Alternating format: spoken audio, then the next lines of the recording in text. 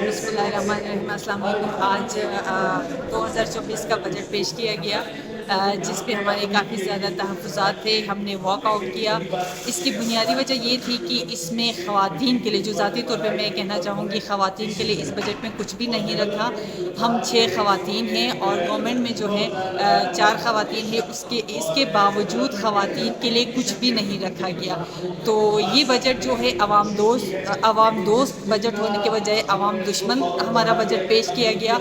और इसके साथ साथ ख़वातीन के लिए तो ये लोग कुछ भी नहीं कर सके, तो इसीलिए हमने वॉकआउट किया।